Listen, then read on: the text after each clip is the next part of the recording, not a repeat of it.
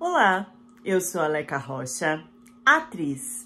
Interpreto o seu caso virtual de relacionamento bizarro aqui.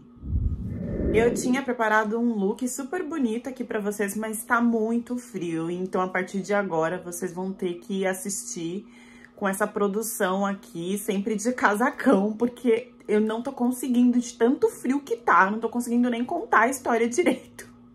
Manas e manos, as duas histórias que eu pedi like aqui, elas não subiram no momento, mas depois de uns dias elas estão para viralizar. Então, por favor, continuem com os likes. Quem consegue hypar, hypa. Quem não consegue, tá tudo bem.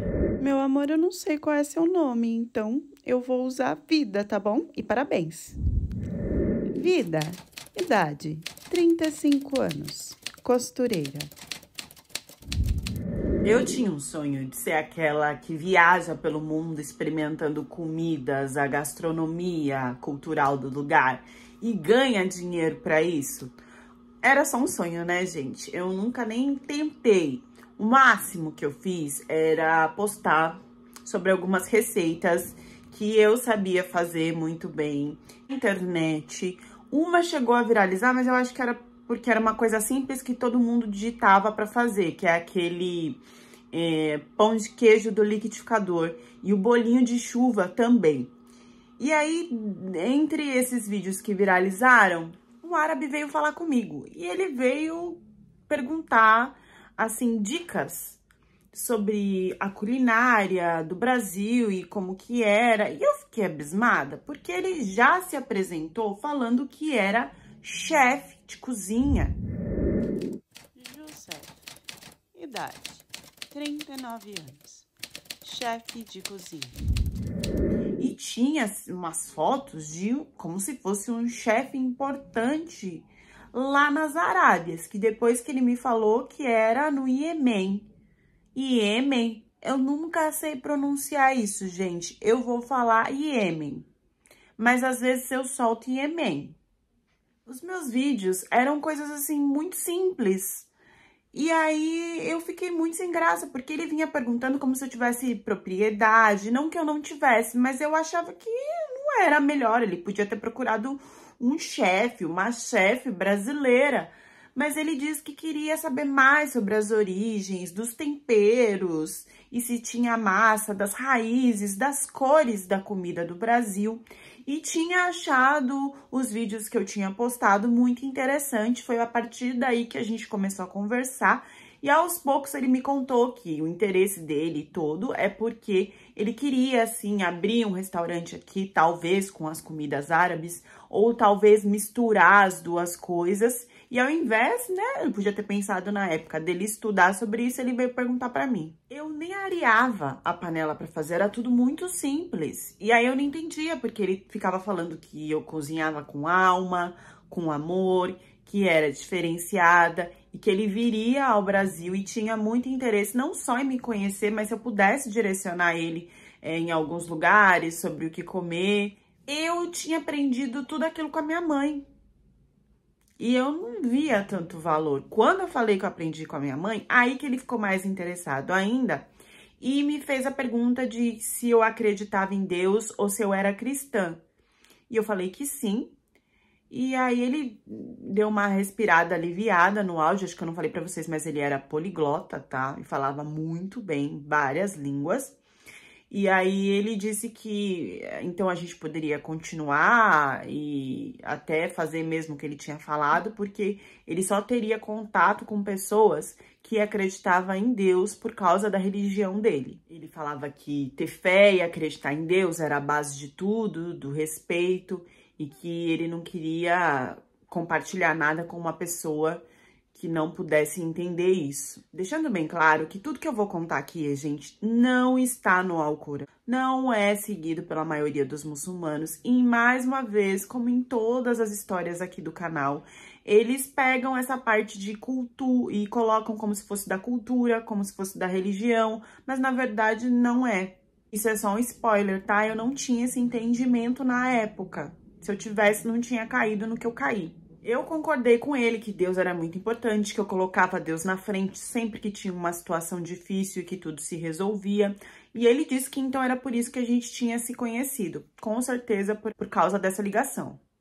Por causa desse tipo de ligação com Deus. Desde a primeira vez, o oi dele era uma coisa de assalamu alaikum. Assalamu alaikum. E aí ele tinha uma voz grave, ele falava assalamu alaikum. E eu falava oi e ele falava, responda, aleikum selam. E aí eu falava aleikum selam, porque eu não conseguia falar direito. E aí ele me explicou letra por letra a pronúncia até eu conseguir falar, porque disse que era muito importante e respeitador responder dessa forma. Todo dia ele perguntava sobre alguma coisa e aí ele queria essa coisa de tempero de mãe, de vó, da família. Então, a gente ficou muito tempo conversando sobre o ovo, que a gente comia muito arroz e feijão. E eu me sentia muito segura e me sentia muito útil. E ele dizia que também teria o prazer, que se eu quisesse, ele podia gravar também conteúdo comigo quando ele estivesse no Brasil. Nossa, eu acho que isso daria, assim, muitas visualizações. Então, eu tava animada com tudo aquilo. O mais perto que eu tinha chegado de ser uma chefe ou de lucrar com aquilo foi quando a minha mãe fazia marmitex e eu ajudava ela com isso, eu entregava. Depois disso, eu não consegui seguir com esse trabalho da minha mãe. E achava que algum dia os conteúdos que eu fazia na internet podiam me dar esse retorno de alguma forma. Mas, nesse momento, eu só costurava para fora. Tanto para fábricas como para pessoas que eu conhecia que tinha alguma coisinha para arrumar. E fiquei muito orgulhosa, subiu sim pra minha cabeça, de que os meus vídeos estavam chegando tão longe, tanto nesse Iêmen aí que eu falei, que eu acho que era perto da Arábia Saudita, de Omã, era lá nas partes árabes. Teve um momento que ele falou que eu dava muitos detalhes, explicava, escrevia perfeitamente sobre tudo que ele queria saber, mas que se eu pudesse fazer uma chamada de vídeo para cozinhar com ele no vídeo e ver alguns macetes que a gente só faz na hora da cozinha mesmo, até questão de quantidade, de aumentar e diminuir, ele aceitaria. E que se eu não tivesse condições, né, de cozinhar o que ele pedia, ele poderia me mandar dinheiro para eu comprar os produtos para cozinhar com ele, porque queria aprender comigo. Eu fiquei super feliz com isso, fiquei super ansiosa nessa primeira chamada de vídeo e quando aconteceu foi muito estranho, porque ele falou assalamu alaikum, eu falei aleikum selam, mas o assalamu alaikum dele foi quase que pra dentro e quase que não conseguia falar. Em menos de segundos, ele falou que precisava desligar, pediu desculpa e não explicou muito bem o que era. Eu fiquei confusa e resolvi perguntar pra ele se tinha aparecido algum trabalho, se tinha acontecido alguma coisa estranha, porque ele me olhava de um jeito diferente. E aí ele pediu desculpa, mas disse que tinha que falar que eu tava com uma blusa de alcinha e que aquele decote era muito pra ele. Não era nada respeitador e não parecia que alguém que acreditava em Deus se vestia daquela forma. Eu expliquei que era só uma blusa de calor e ele me explicou que então ele preferiu desligar porque ele não se sentia bem conversando com alguém que usasse uma roupa daquela forma. Eu perguntei se ele estava bravo, eu não queria perder o contato com ele e ele disse que não, que só era uma escolha dele dentro da religião. E que se eu quisesse mudar, então talvez depois a gente pudesse conversar. Só que nisso ele desligou friamente e nunca mais falou comigo, assim, coisa de 5 dias. Eu até cheguei a mandar mensagens e ele simplesmente não respondeu. Passando mais ou menos uns 15 dias, é que ele reapareceu de novo. E ele só reapareceu para pedir o meu endereço. Disse que precisava mandar uma coisa, que depois disso, talvez, se eu aceitasse, a gente voltava a conversar por chamada de vídeo. Eu fiquei confusa, mas eu queria o retorno do contato dele, então eu passei meu endereço sem pestanejar. E em pouco tempo chegou na minha casa uma caixa de lenços com instruções de como eu deveria usar por cima da roupa, de todas as formas. E aí eu entendi que daquela forma ele se sentiria mais seguro para conversar comigo. A caixa estava totalmente perfumada, tinha doces árabes, tinha tantas cores. Os lenços eram uma coisa assim muito rica, que nem ia combinar com a minha roupa. Eu tinha que usar só o lenço mesmo, para esconder. As minhas roupas já estavam surradas. E aí, eu acho que nessa noite que eu recebi essa caixa, ele mandou uma mensagem confirmando e disse que então me ligaria. Só que ele me ligou com a minha câmera fechada. E eu tava tão ansiosa que eu nem lembrei que eu tinha que colocar o lenço. E aí, a câmera dele também tava desligada, era só por áudio, né? Ele virou e falou, você já tá com o lenço da forma que foi explicada? E aí eu falei que não. Ele falou, então, a gente só liga a parte do vídeo depois que você tiver devidamente arrumada para que eu possa conversar com você de uma forma respeitosa. Então, eu fui lá, coloquei o lenço, tudo, e a partir daí, todos os dias que ele me ligava, ele sempre deixava sem a câmera, só no áudio, para confirmar se eu estava vestida de uma forma que ele pudesse me ver. E a maioria das vezes eu sempre esquecia e dava lá o tempo de eu me arrumar e depois ele atender, então, a chamada e me ver no vídeo. Ele voltou a ser o cara simpático que ele era depois disso, né? Então, ele abria, assim, um leve sorriso e dava mais atenção pro que eu falava. Ele não me avisou quando ele viria ao Brasil. Eu continuei conversando com ele e simplesmente, acho que em uns 2 ou 3 meses, ele falou, tô aqui no Brasil, já tô aqui há uns dias e quero te ver. E eu, me passa então, né, que lugar que você tá, que região que você tá, que hotel que você tá. Não, ele era muito discreto, não me passou nada. Eu tava na região, eu tava em Campinas, e ele também. E aí ele marcou, então, em uma praça, que ele deu o nome de Praça das Flores, mas não era. E a gente começou a se encontrar sempre nessa praça, num lugar público, num horário à tarde. Ele não queria que fosse num lugar só eu e ele. Eu nunca fiquei sabendo, assim, que hotel que tava, se tava perto da região que ele marcava comigo na praça. Era mais ou menos assim, no fim de um residencial. Eu lembro que eu cheguei, ele não sorriu muito, ficou me olhando alguns segundos depois de falar Assalamu alaikum. E falou que, você veio coberta, que bom, isso me dá paz. Tava um calor e ele tava vestido com aquelas roupas, sabe? E ele não tinha cheiro de nada, de perfume ou ruim. Uma risadinha assim bem curta, ele falava as coisas bem sérias, me analisando. E eu fiquei com isso na cabeça, que eu sentia muito forte o cheiro da praça. De tanto... Oh, meu amor, você espirrou? Tá dói? Ele espirrou. Eu espirrei. Eu tô arrepiado. Tá arrepiado, filho. De tanto que eu buscava sentir algum cheiro dele e eu não conseguia. Parecia que ele não tinha se lavado nem ontem, nem hoje, nem amanhã. Mas que era uma coisa neutra, não consigo explicar pra vocês. Incrível que ao mesmo tempo que eu tava pensando isso, eu tava super perfumada. E aí ele perguntou assim, você usa algum perfume? Que eu vi que ele tava se distanciando. E eu falei, mas uso só um pouquinho. Mentira, gente, eu tinha me perfumado igual uma doida. E aí eu falei que tinha usado só um hidratante. Ele falou, não é só um hidratante, porque esse perfume tá bem forte. E aí ele falava que aquele cheiro chamava muita atenção e ia chamar a atenção de muitas pessoas, que uma mulher séria não precisava daquilo, que o cheiro da mulher pura, ele nunca fica ruim. Então você acha melhor eu vir sem nada da próxima vez? E ele disse que seria mais aceitável para ele. Perguntei se ele queria ir na padaria ou ir no shopping, em algum lugar perto. E ele recusou todos os tipos de programa que eu tentava fazer com ele. No chegado momento, eu falei que eu tinha que ir no banheiro e ele disse que então era melhor eu voltar para minha casa e outro dia a gente conversava, porque ele não confiava em banheiro público ou em shopping, tinha muita gente entrando e saindo, ele achava que não era um lugar higiênico dentro do que ele costumava fazer, como ele costumava se limpar e se lavar em casa, e que a mulher dele, ele preferia que fizesse, então, isso dentro da própria casa, num lugar mais privado, que ele não tinha pressa, que a gente teria tempo e ele tinha muita paciência pra gente se encontrar lá quantas vezes fosse pra conversar, pra depois eu mostrar as outras questões da cozinha, que já não era mais importante. Aos poucos, ele foi me direcionando e me dava a entender que ele tinha algum interesse maior em mim, além daquela coisa da culinária brasileira. Com esses encontros, um dia ele aceitou ir num restaurante que ele tinha escolhido, que era de um amigo dele árabe, então ele confiava mais na situação. Mas mesmo assim, ele reclamou sobre limpar com álcool gel, ele não fez isso. Ele tirou toalhinhas e não eram toalhinhas que vinham em embalagem fechada. Era algo que era feito por ele mesmo, sabe?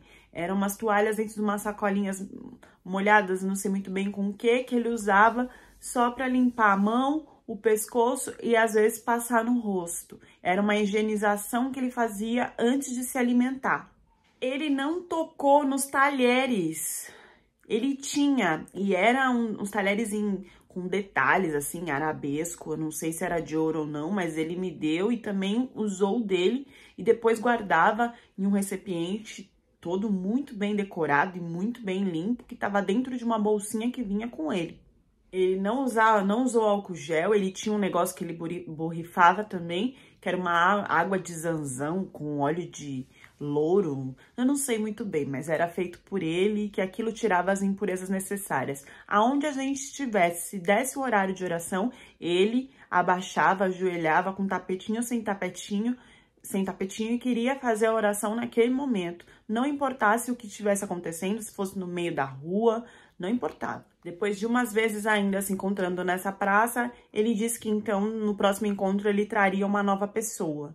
Eu fiquei com medo, achei que poderia ser um sócio, mas era uma mulher.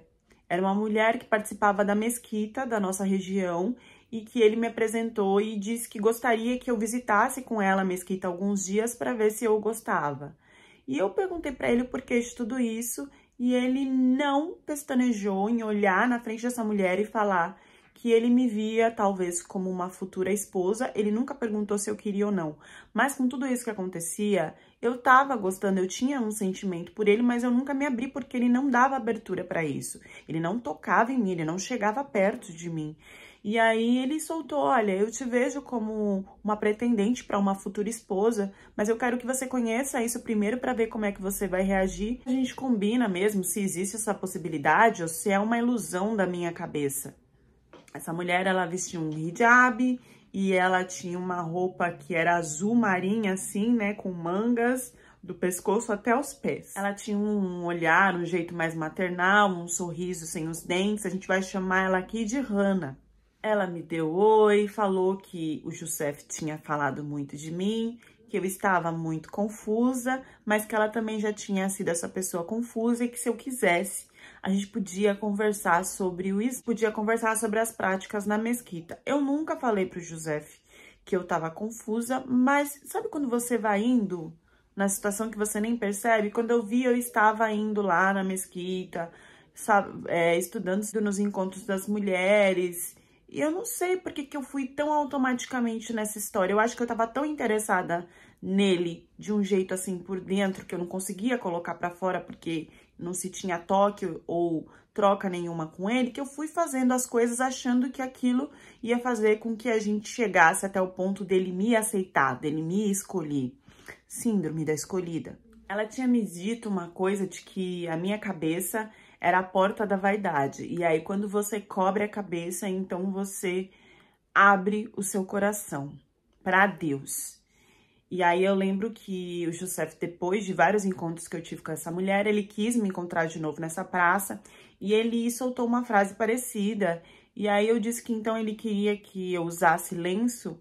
E aí, ele falou que não, que essa não era uma escolha dele, mas que com certeza a mulher, a esposa dele, seria uma pessoa que usasse lenço. Em tudo isso, já não tinha mais encontro nenhum sobre a culinária do Brasil.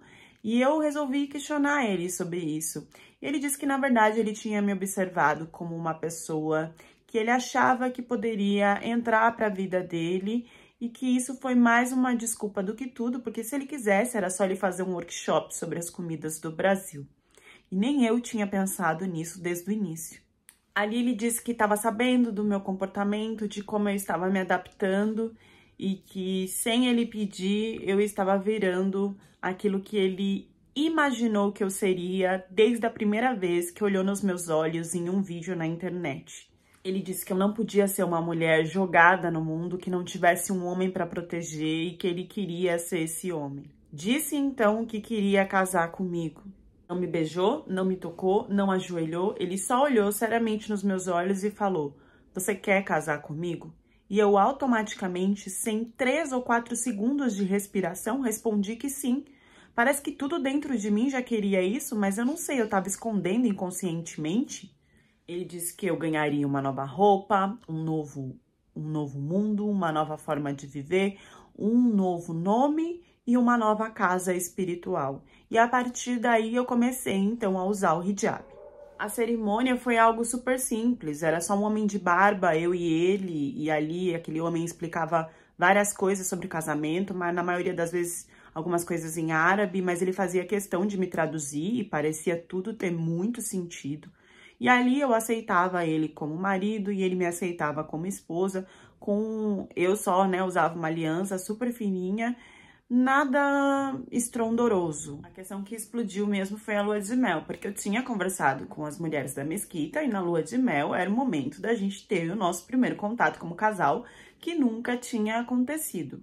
E ele chegou, sim, a me dar uns beijinhos, a tocar mais forte na minha mão, a me dar um abraço, só que disse que a gente não ia até o final, porque ele ainda achava que não estávamos prontos, ainda tinha outras coisas na frente pra gente ver, que isso não era mais importante, que isso devia ser feito pra reprodução, quando a gente quisesse ter os nossos filhos. Deixou meio que explicado assim, mas de uma forma também de que iria acontecer. Eu fiquei bem confusa, porque eu achei que ali ia acender uma chama, né? E ele jogou um balde d'água, não só nisso, como a gente foi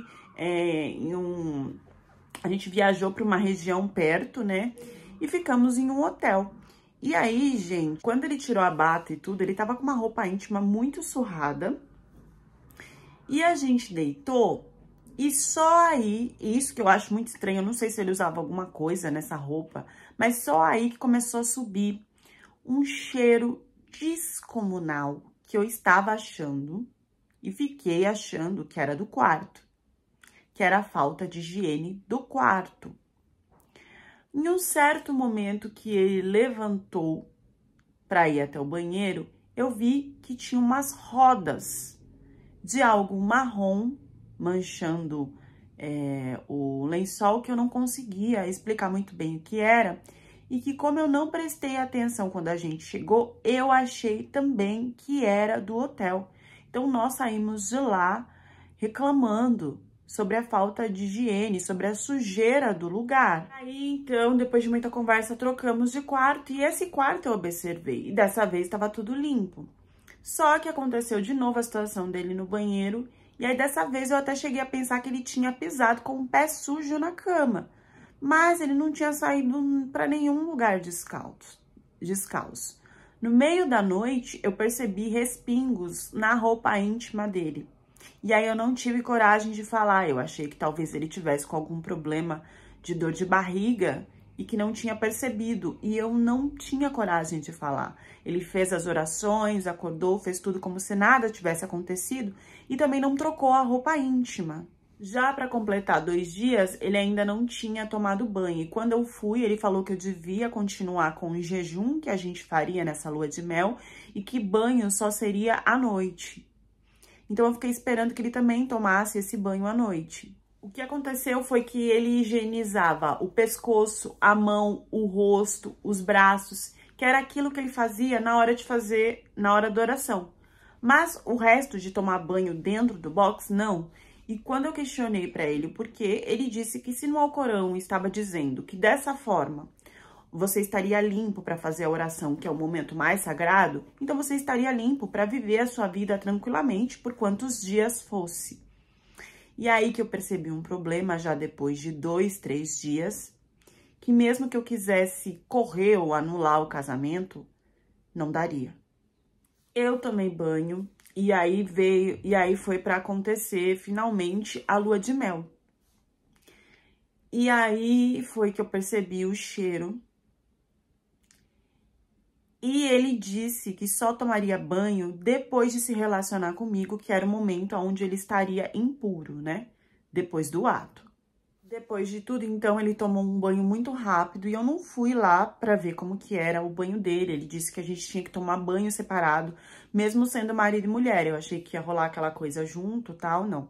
Ele fez questão de fechar a porta do banheiro, Eu vi que ele ligou e desligou o chuveiro muito rápido, porque ele só ligava para molhar, para ensaboar e desligava para enxaguar. Eu não sabia como que era feito isso.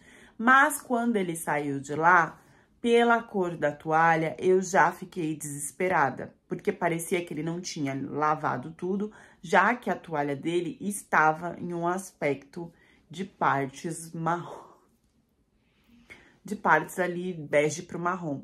Quando eu entrei para tomar o banho, ele falou, não, antes de você tomar o banho, eu tenho que te dar o direcionamento do que você tem que fazer. Essas partes, você não passa sabão, você não esfrega, você não põe a mão. E eu falei, como assim não? Faz parte da higiene, precisa ser cuidado.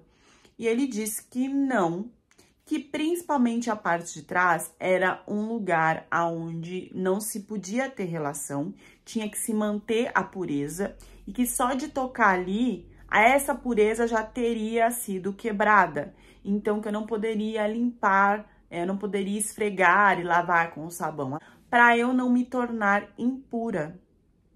Foi aí que eu senti força para questionar ele sobre a toalha. E ele me disse, então, que ele não tocava nessa parte porque ele era homem, e homem não podia ter sensação ou contato nenhum ali, muito mais do que a mulher. Então, a masculinidade dele estava ali. E, além disso, ele sabia que o toque faria o ato impuro. Está escrito nos livros que não se pode fazer nada ali atrás. E quando se diz nada, é nada mesmo. Eu achei que era uma piada. Eu achei que ele estava me testando. Que ele não fosse seguir com isso pra frente. Mas, quando a gente voltou pra casa, ele fazia questão de supervisionar como eu estava tomando banho, o que estava sendo lavado, até porque eu questionei e confrontei ele de um jeito que eu não achava que isso era normal, porque não era normal. A coisa começou a piorar de aparecer bolinha mesmo, marrom, não só na roupa íntima, mas também no lençol, na cama de casa. Eu obedeci no primeiro dia, no segundo dia, no terceiro dia, porque eu não tinha escolha. Ele ia atrás de mim no banheiro. E às vezes não deixava nem eu entrar no box, só queria que eu fizesse como se fosse a purificação para fazer oração, que só é a lavagem das mãos, dos braços, do pescoço e do rosto. E eu falei que isso não estava certo, que isso ia dar algum problema, que eu já não estava aguentando o cheiro, que ele não estava limpo. E foi ali que eu recebi, então, o primeiro tapa. Isso que ele me mostrou que tinha lá instrumentos que eu não poderia sair, porque caso eu saísse agora como propriedade dele, eu iria perder a vida. Ou eu obedecia a ele, ainda mais com uma carta de submissão que ele fez eu assinar, que eu assinei como se fosse a certidão de casamento, que ele dizia que teriam várias cópias em várias línguas, mas na verdade na língua que estava em árabe não era uma certidão de casamento, isso era uma carta praticamente de submissão, onde eu estava aceitando obedecer tudo aquilo que ele fazia por mim, que ele exigia que eu fizesse e que, do contrário, eu poderia até pagar com a minha vida. Essa carta não tinha valor nenhum no Brasil, mas com todos os ensinamentos, com tudo que eu escutei lá na mesquita, eu achei que teria. E ele não deixou eu pegar o celular e mandar mensagem para as pessoas que eu conversava lá, porque ele disse que esse era um momento só nosso, que ninguém deveria ficar sabendo, que o homem sempre resolve com a esposa e que as outras pessoas não têm o direito de se intrometer em todas as situações da vida do casal. Quando ele via que eu conseguia fugir, lavar na pia, fazer qualquer coisa, porque eu começava a ter um pavor e começou a me dar uma coceira e um desespero de um cheiro que estava impregnando praticamente toda a casa e que eu não entendia porque antes eu não sentia esse cheiro perto dele. Talvez por isso ele só quisesse me ver em um lugar arejado e ele ficava longe e a gente não ficava muito tempo juntos. A coisa começou a perder o rumo a ponto dele falar que ninguém poderia me tocar ali, nem eu. Só ele. E que ele não faria isso porque ele sabe que é pecado, de acordo com os livros. Então, que não se poderia nem lavar. E que ele não fazia isso por causa dessa questão e que estava tudo bem, que ele se sentia saudável, mas não tinha como. E toda vez que eu chegava para falar ou escapava para tentar me higienizar, ele ficava cada vez mais bravo, até que ele resolveu então me amarrar o braço na cabeceira da cama, para que eu ficasse ali então e ele higienizasse só as minhas mãos, os meus braços, o que ele quisesse, e o resto continuasse do jeito que ele quisesse e que ele me usasse dessa forma. E eu comecei a pôr tudo pra fora, porque eu não aguentava quando ele chegava perto de mim. E eu não sabia aonde que podia levar essa situação. Até que ele percebeu que o pessoal da mesquita, as mulheres principalmente, me mandavam muitas mensagens depois de um tempo e eu não respondia. E que as pessoas iriam ficar preocupadas sobre isso. Então, ele aproximou o celular de mim para que eu conseguisse responder essas pessoas e para que eu fingisse que estivesse tudo bem, para que ninguém fosse me procurar. Enquanto isso, eu tinha uma coceira fora do normal e eu sentia que talvez, eu não sei, parecia que tinha algo andando, que tava coçando muito e era desespero de eu não conseguir colocar a mão, porque eu vivia com as mãos amarradas. Eu conseguia só coçar o meu rosto assim, com a parte do meu ombro ou do braço, mas a minha mão, eu não tinha ela solta para fazer nada que eu precisasse. Ele só soltou na hora de mandar essas mensagens. E a minha única saída era pedir ajuda nessas mensagens. E eu não pensei. Eu mandei, me ajude. E ele viu que eu tava mandando. E ele pegou o celular da minha mão, arrancou, jogou, quebrou. Achando que a mensagem não tinha sido encaminhada. Eu também não tinha certeza se a mensagem tinha chegado. Depois disso, eu sofri muito na mão dele. Porque ele disse que se alguma coisa acontecesse com ele, eu seria a primeira a apagar depois dessa situação. Mas que ele também acreditava que ninguém da mesquita ia confiar em mim, porque a primeira palavra era de um homem, ele já tinha me mandado fotos, vídeos, nossas, tudo, e ele começou a passar lá e dizer que estava tudo bem depois disso, e a pedir receitas que ele queria fazer, ou queria que eu fizesse, e falar que eu estava muito focada na vida de esposa e nem queria mais sair de casa para que ninguém olhasse, só ele me olhasse. Algumas mulheres começaram a perceber que umas falas dele eram muito estranhas. E a mensagem chegou, sim, pra Hannah. Chegou só isso, no meio de um monte de foto e vídeo meu feliz falando que tava tudo bem. E ela percebeu que tinha alguma coisa errada. Acontece que ficou uma coisa de briga de marido e mulher, a gente não mete a colher. Será que é? Será que ela mandou errado no meio de tanta coisa feliz que ela tava? Será que a gente deve interferir? Até onde a gente tem que ajudar ou não? Ficou todo mundo um pouco dividido do que fazer, porque não sabia até onde era verdade ou não, ou poderia ofender ele, indo lá visitar sem avisar, e também avisando, ele poderia disfarçar. Eu sei que depois de uns meses, e eu juro, gente, eu não sei explicar pra vocês se eu tava sentindo febre, se eu já tava alucinando, eu não tinha mais força na perna. Importante dizer que a parte dele ele não lavava, tá? Até juntar bicho. Quando ele sentia alguma coisa, aí ele jogava só água pura, mas isso demorava meses. E um cheiro, e eu sentia que tinha bicho chegando perto, mosca pousando. E o dele eu já tinha visto, ele não abria pra eu ver, mas eu entendia, pelo pouco que ficava o lençol e como ficava todas as coisas da cama, e como ele nem tava mais usando roupa íntima, que a coisa ali devia estar muito deplorável. A minha sorte foi que a Hannah, depois de meses, resolveu ir até mim e bater na porta. Quando ela entrou, que ela perguntou de mim, eu já gritei. E aí não tinha mais como ele sair dessa situação, porque a Hannah foi com o marido dela e com outros conhecidos que já estavam embaixo esperando caso alguma coisa acontecesse. Então ele não podia fazer nada com ela, até porque ela tinha uma influência muito grande na mesquita. E ela veio desesperadamente até o quarto, já pegando o telefone, perguntando para ele o que tinha acontecido, que ele não podia fazer isso comigo. Ela viu as condições que eu estava e viu o que tinha em volta de mim na cama. Porque, assim, nesse momento, os bichos que tinham nele, na parte de trás, já estavam na cama e, consequentemente, em mim. Ela me pegou desesperadamente, me levou para o hospital e deixou claro para ele de que isso não ficaria assim. Ele ainda tentou falar que eu não tinha sido forçada a nada, que eu estava fazendo tudo aquilo e seguindo pela carta de submissão que ele tinha feito e que eu tinha aceitado. E ela disse que isso não existia, em que momento que aconteceu isso. Porque esse casamento ele não foi feito na mesquita, e sim por um cara que ele se dizia que participava da mesquita e que mais tarde eu descobri que não, que era um conhecido dele lá do Iêmen. E que tanto essa carta de submissão e tudo isso era a ideia que vinha lá do Iêmen. Resumindo, eu fui levada para o hospital às pressas. Eu tive que passar por procedimentos cirúrgicos de raspagem, tá? Porque era mais do que inflamação. E quando se acumula a sujeira ali, seja por a parte estar úmida, por estar muito abafada ou por falta de higiene, chega um momento que a inflamação pode te levar, assim, você a perder a vida.